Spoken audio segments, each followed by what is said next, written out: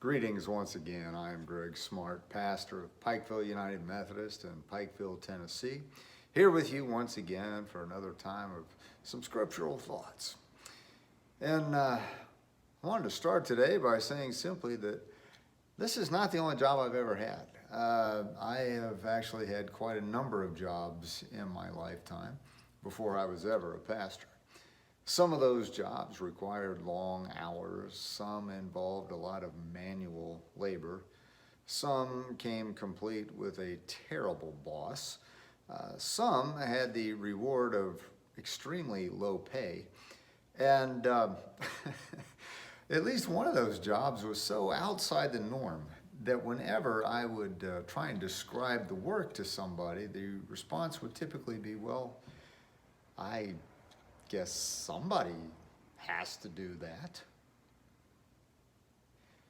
Well, whether I was logging overtime or sweating my brains out or trying to steer clear of a psycho boss,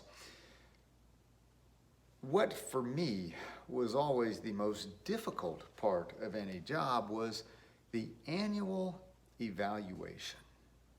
That's that yearly review of your job performance. Now, granted, I grew up in a overly critical household, so I'm probably conditioned to fear and loathe such moments. But whatever the reason, yes, I have always dreaded those evaluation meetings. I suppose it's not all bad. I do enjoy hearing the positives, the good things. I mean, who doesn't? But the critiques, the weaknesses, the areas that need improvement, yeah, to say I'm not a fan would be a huge understatement. Still, although I don't enjoy those meetings and I would really prefer to avoid the whole thing, I actually do listen. I know it's important to hear what's being said, and though I'm not likely to thank anyone for that information, I do take it seriously, and I have always made whatever improvements I could. After all, isn't that the whole point of the annual review? And listening to the unwanted truth, well, that's really kind of the crucial part. It's also what we're going to see Eli doing in today's scripture reading. So keep your ears open for that as we read 1 Samuel chapter 3, verses 10 through 18.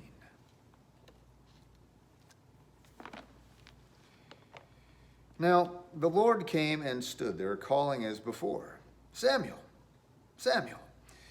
And Samuel said, Speak, for your servant is listening. Then the Lord said to Samuel, See, I am about to do something in Israel that will make both ears of anyone who hears of it tingle. On that day I will fulfill against Eli all that I have spoken concerning his house from beginning to end.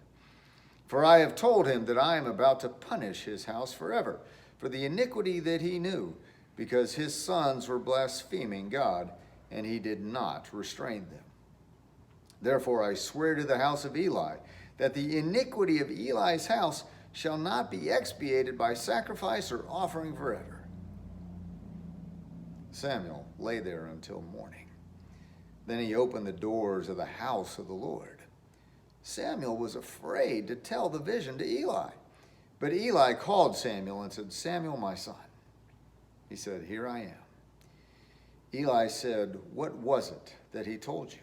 Do not hide it from me. May God do so to you and more also if you hide anything from me of all that he told you.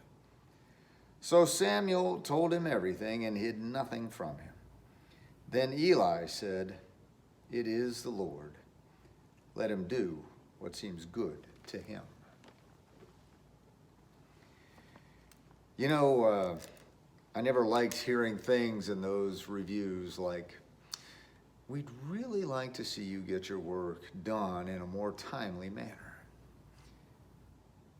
But as much as I didn't like that, Eli got a far worse review.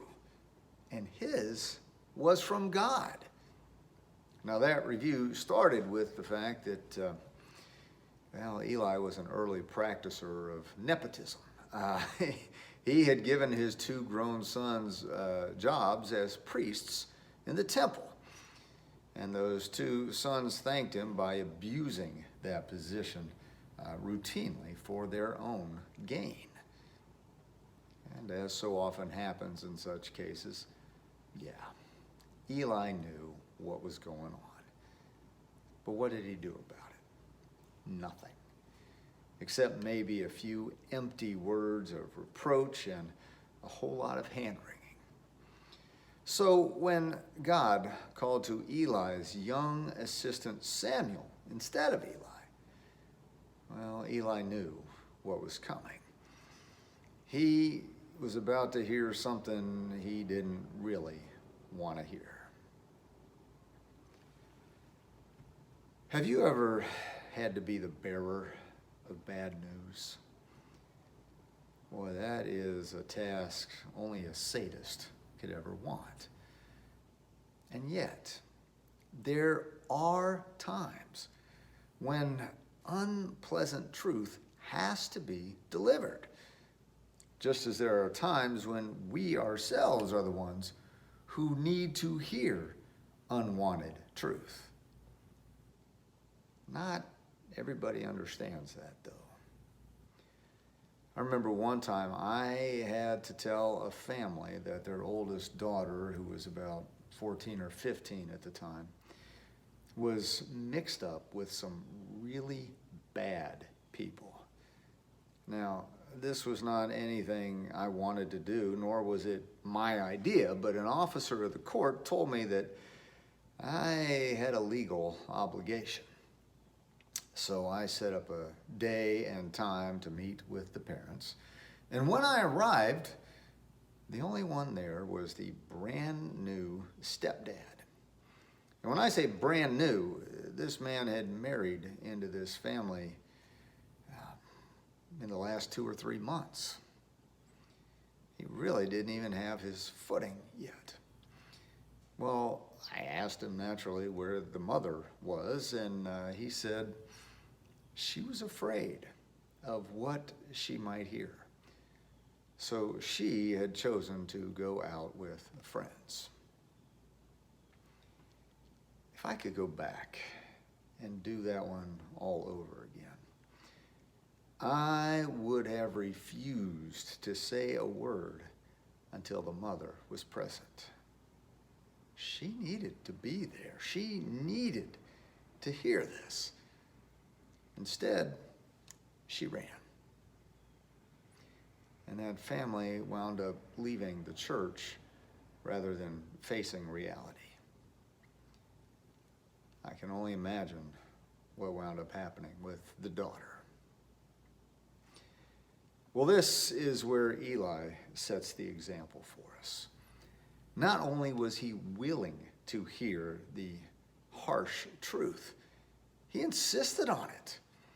He went so far as to tell Samuel, who was only a boy, mind you, that Samuel would be culpable if he didn't relay everything that God had told him.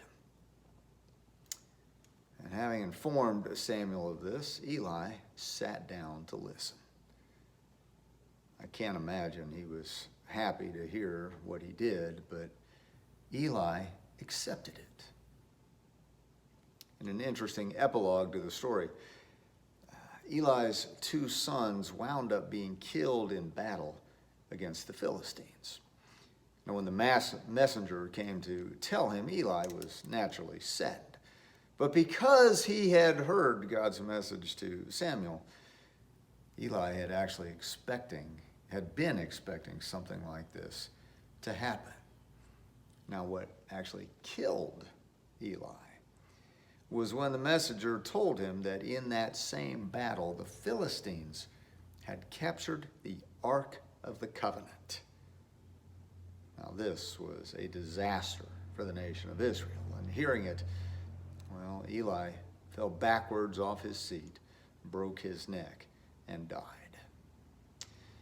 Still, Eli does set a great example for us with his willingness to hear the truth and to accept that truth, even though it was unpleasant and unwanted.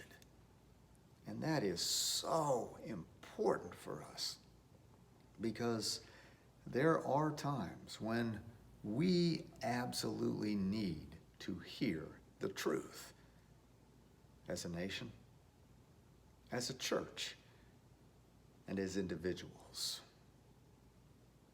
Look, lies and denial never did anybody any good. Neither does constructing a complicated set of justifications. All that does is hold us in a prison of our own making. Now, if you've ever known what it is to be held captive in such a prison, or if you're feeling like you're in that kind of prison now, then I would ask you to hear the good news in John 8, verse 32. You shall know the truth, and the truth shall set you free. And that's because the truth, no matter how unwanted it might be, is always good news, because truth is a gift from God. In that same teaching, a little bit later on, Jesus goes on to say, whoever is from God hears the words of God.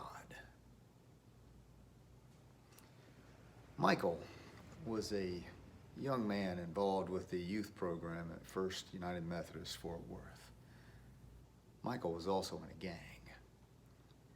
When we would find ourselves at the same table, or when he would hang around afterward, he would talk about what it was like to be in a gang. And, well, I really got the feeling that deep down, he wanted out.